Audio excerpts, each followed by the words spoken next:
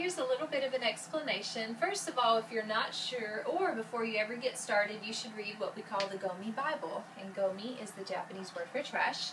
So you would read this entire booklet, or at least look through it and examine the pictures, and find out which trash goes on which days, and you would know how to throw it away. Next, you would look at the Gomi calendar, and you would find out what days to throw away which items.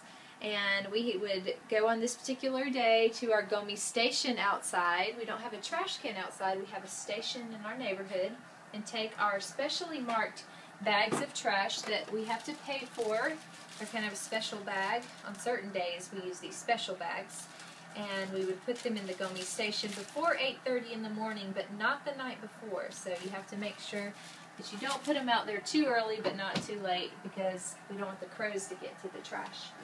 Now, let's say we've enjoyed something in a plastic bottle to drink, and after we finish drinking it, we would let's say we had a little bit left. We can't throw that away.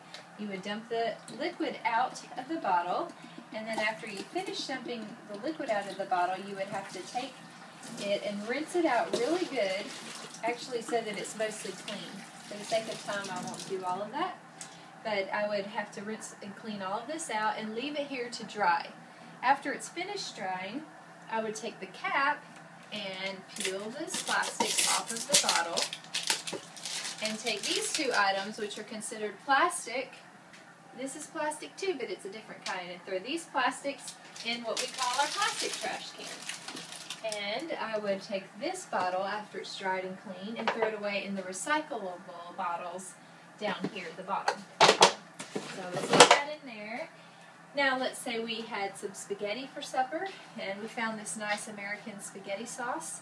So we would rinse this bottle out and clean it and let it dry. After it's clean and dry, we'd remove the label. The label would go in what we call the burnable trash, which is right here. So I would put the label in there. I would of course put the glass bottle into the recyclables, and the lid would go in what we call non-burnables. And so I would put the lid here in the non-burnables, which can be disposed of twice a month. So that's what we would do with that. Now let's say we had some juice in a paper carton. After I finished with this carton, I would wash and clean it out, of course, and let it dry thoroughly. And once it's dry, I would then cut the bottle open and make it flat like this. And we would collect all of these for maybe a week or so. And where would we throw these away? Well, nowhere here. We would take them and wrap string around them and take them to the grocery store and dispose of them in a receptacle there at the grocery store, along with meat trays. That's what we have to do with those, and cardboard boxes. So those kind of things we can't even throw away here in our neighborhood. We have other things like this. If you wanted to throw these poles away, well, you'd have to wait for non-burnable day twice a month and put them in the specially marked non-burnable bags.